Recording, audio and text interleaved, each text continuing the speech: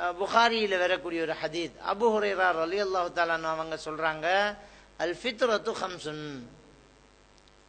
இயற்கையான விஷயங்கள் 5 இருக்குதுங்கிறாங்க. இயற்கையாக நீங்க செய்ய வேண்டிய விஷயங்கள் 5 இருக்குது சொல்லிட்டு சொல்றாங்க. அல் ஹிதான், ஹத்னா செய்யறது, விருத்த சேதம் செய்யறது, அது இயற்கையா நீங்க செய்ய வேண்டிய ஒன்று. அதை கண்டிப்பா நம்ம எல்லாருமே என்ன செய்யறோம். ரெண்டாவது என்ன சொல்றாங்க, இஸ்திஹ்தாத்ங்கிறாங்க. இஸ்திஹ்தாத்ங்கிறது ஒரு மனிதனுடைய மர்ம உறுப்பில் இருக்கக்கூடிய முடிகளை நீக்கி விடுறது. ஆணுக்கோ பெண்ணுக்கோ பருவ வயசை அடைஞ்சா என்ன செய்யும், முடி முளைக்கும், அதை நீக்கி விடுறது. இது அல் இஸ்திஹ்தாத். இது நம்ம இடத்துல அது என்ன இல்லை. அப்ப அதுக்கு வேற ஹதீதுகள் வருது. சஹாபாக்கள் சொல்றாங்க, 40 நாளுக்கு மேல நாங்க நகம் களைகிறது, மர்ம உறுப்பில் உள்ள அந்த முடியை நீக்காம இருக்கிறதுக்கு தடுக்கப்பட்டிருக்கோங்கிறாங்க. 40 நாளுக்குள்ள என்ன செய்யணும், அதை செஞ்சிடணும். அப்ப 40 நாளுக்கு மேல விடுறது பாவமான ஒரு காரியமாக இருக்குது. அப்ப இதை நம்ம பிள்ளைகளுக்கு, நம்ம வயசுக்கு வந்த பிள்ளைகளுக்கு இதை நாங்க சொல்லி கொடுக்கணும். பெண்களுக்கு, ஆண்களுக்கு சொல்லி கொடுக்கணும். சிலர் இதெல்லாம் சொல்றதா அப்படின்னு யோசிப்பாங்க. ஆயிஷா நாய் சொல்றாங்க, மதீனத்து பெண்கள் மார்க்க விஷயத்தை தெரிஞ்சுக்கிறதுக்கு வெக்கப்பட மாட்டாங்கிறாங்க. தெளிவா கேட்பாங்க. மார்க்க விஷயமா இருந்தா தெளிவா கேட்பாங்க. இன்னும் சொல்ல போனா, ஒரு மதீனத்து பெண் ரசூலுல்லாஹி ஸல்லல்லாஹு அலைஹி வஸல்லம் அவங்கள்ட்ட ஒரு கேள்வி கேட்க போறாங்க. ஹைதுடைய ஒரு சட்டத்தை பத்தி கேட்க போறாங்க. கேட்கறதுக்கு முன்னாடியே சொல்றாங்க, மார்க்க விஷயத்துல வெக்கப்பட தேவையில்லை தானே அப்படி சொல்லிட்டு கேட்கறாங்க. மார்க்கத்தை தெரிஞ்சு என்னென்னமெல்லாம் பாக்குறாங்க. இன்னைக்கு படம் பாக்குறாங்க, என்னென்ன மோசமான காட்சிகள் போகுது. நம்ம நார்மலா நம்ம டிவியில ஒரு நியூஸ் பார்க்கும்போது கூட ரொம்ப விளம்பரத்துல ரொம்ப ஆபாசமான கட்டங்கள் எல்லாம் வருது. அதெல்லாம் பாத்துக்கிறாங்க. மார்க்கத்தை தெரிஞ்சுக்கிறதுக்கு இதை சொல்றாங்கல்ல. நமக்கு தான் நேரடியா சொல்ல முடியலாட்டி நம்ம மகனுக்கு சொல்றதுக்கு, மகனுக்கு படிச்சு கொடுக்குற ஒரு ஆசிரியரை கைட் பண்ணிடலாம். மகன் ஆசிரியர் சந்திச்சு கொஞ்சம் பக்குவமா சொல்லிடுங்க, அவருக்கு வயசு வந்திருக்குது, அநேகமா இந்த நேரத்தில் அவருக்கு இந்த அறிவுரை தேவையா இருக்கும் அப்படி என்று நம்ம சொல்லலாம். நம்ம மகளுக்கு சொல்றதா இருந்தா, பெண்கள் என்ன செய்யலாம், அந்த மகளோட நெருங்கி பழகக்கூடிய அவங்க மைனிமாரு அல்ல டீச்சர்ஸ் மாரு, பெண் ஆசிரியர்கள், அவங்கள்ட்ட சொல்லி நாங்கள் அதை என்ன செய்யலாம், அவங்களுக்கு அதை சொல்லி கொடுக்கலாம். அது மட்டும் இல்லாம அவங்களுக்கு அந்த வசதியை நாங்கள் ஏற்பாடு செய்து கொடுக்கணும். நீங்க இப்படி செஞ்சுக்கோங்க, இப்போ மர்ம உறுப்புல 40 நாளுக்குள்ள நீங்க அந்த முடியை நீக்குங்க என்று சொல்லிட்டு நம்ம ஒரு ஏற்பாடும் செய்யாம விட்டுட்டா, அவன் உங்கள்கிட்ட காசு கேட்க போறான். 50 ரூபா காசு தாங்கம்மா. எதுக்கு காசுன்னு கேட்டா அவன் என்ன சொல்ல, அவனுக்கு சொல்றதுக்கு வெக்கமா இருக்கும். அப்ப அதை வாங்கி நம்ம வீட்டுல வைக்கணும். அவன் எடுக்கிற மாதிரி நம்ம பிள்ளைகள், பெண் பிள்ளைகள், ஆண் பிள்ளைகள் எடுக்கிற மாதிரி நம்ம வைக்கணும். அப்ப இதெல்லாம் நம்ம ஒரு குடும்பத்துல கவனிக்கணும். ஒரு இஸ்லாமிய வீடாக இருந்தால் எல்லாம் தான் செய்யணும். நம்ம கை துடைக்கிறதுக்கு நப்கின் வாங்குறோம், அதே மாதிரி கையை கழுவுறதுக்கு ஹேண்ட் வாஷ் வாங்குறோம், எல்லாம் முடிய வாங்கி வைக்கிறோம். தலைக்கு போற எண்ணெய் வாங்கி வைக்கிறோம். ஏன் இதை வாங்கி வைக்க முடியாது?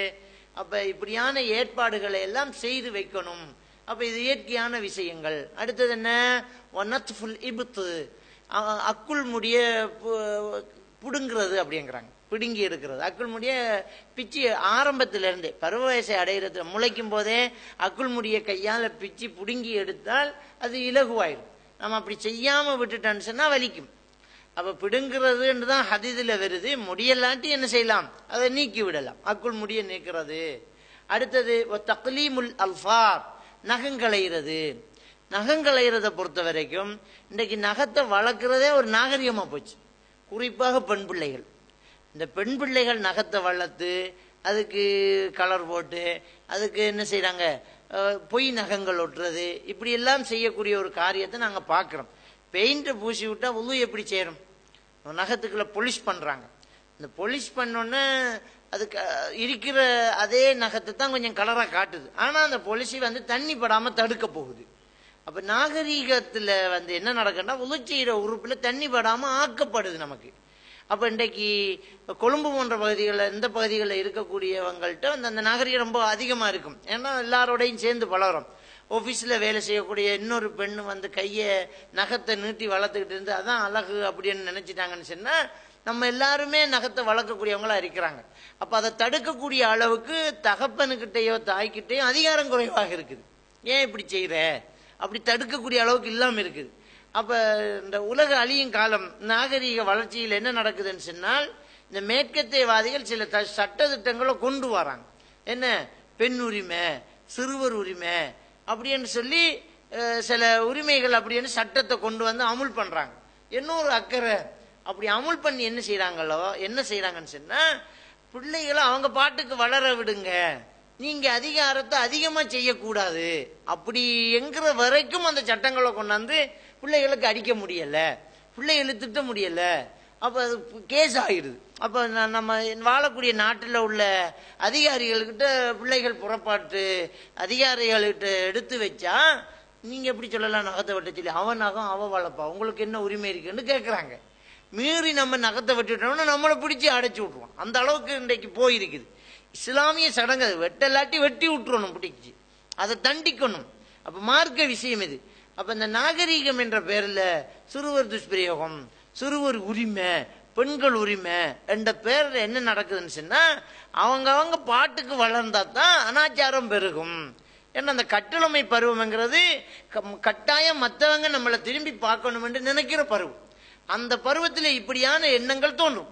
அதை கட்டுப்படுத்த வேண்டியவர்களின் கட்டமைப்பை உடைக்கிறதாகவே இந்த புதிய சட்ட திட்டங்களை எல்லாம் கொண்டு வந்து திணிக்கிறாங்க. அப்ப அது இல்லாம போகுது. எனவே இந்த நகத்தை வெட்டுறதுங்கிறது தக்லீமுல் அல்ஃபார், இந்த நகத்தை வெட்டுறதுங்கிறது இன்னைக்கு இல்லாம போயிடுது. சிலர் வந்து எல்லா விரலையும் வெட்டினாலும் சின்ன விரலை வளர்த்துருவாங்க, சின்ன விரலை கொஞ்சம் நீட்டமா வளர்த்துருவாங்க, அது நாகரீகம். பெருவிரலை கொஞ்சம் வளர்த்துருவாங்க, அது நாகரீகம்ங்கிறாங்க. கேட்டா ஒரு காரணம் சொல்றாங்க.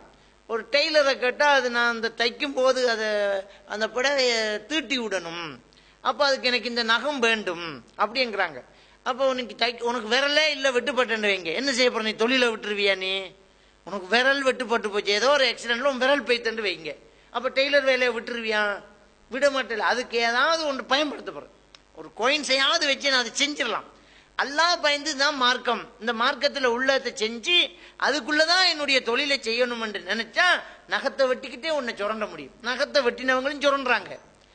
இன்னும் சொல்ல போனா நகத்தை நீளமா வளர்த்து சுரண்டுறதுக்கு அழுத்தம் கூட கொடுக்க முடியாது. நகத்தை கட்டையா வெட்டிக்கிட்டா தான் அதுக்கு நிறைய அழுத்தம் கொடுத்து அதை அந்த வேலையை சரியா செய்யலாம். அப்ப இது ஒரு சாட்டு சொல்றாங்க, ஒரு சாட்டு போக்கு. அப்ப இது நாகரிகத்தில் வருது. ஆண்களும் நகத்தை வளர்க்குறாங்க, பெண்களும் நகத்தை வளர்க்குறாங்க.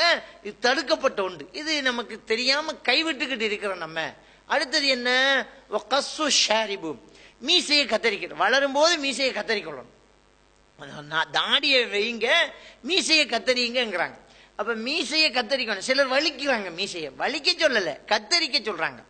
அப்ப ரசூலுல்லாஹி ஸல்லல்லாஹு அலைஹி வஸல்லம் அவங்க சொன்ன இந்த 5 விஷயத்தை பாருங்க. அப்ப ஹத்னா செய்யறது, அவுரத்தில் உள்ள முடியை நீக்கிறது 2, அக்குள் முடியை எடுக்கிறது 3, நகத்தை வெட்டி விடுறது 4, அதே மாதிரி மீசையை கத்தரிக்கிறோம். அப்ப மீசை நகத்தை வெட்டுறது, அக்குள் முடியை இருக்கிறது, அதே மாதிரியாக அவுரத்தில் உள்ள முடியை எடுக்கிறது எல்லாம் வந்து மேக்சிமம் எல்லாம் கொடுக்குறாங்க. 40 நாளைக்கு மேல அதை வெட்டாம இருக்கிறத தடுத்தாங்க சஹாபாக்கள் சொல்றாங்க. எனவே இந்த விஷயத்துல நாங்க ரொம்ப கவனமாக இருக்கணும். இது நம்ம கைவிட்டுக்கிட்டு இருக்கிற, கவனிக்காம விட்டுக்கிட்டு இருக்கிற ஒரு காரியமாக இது இருக்குது.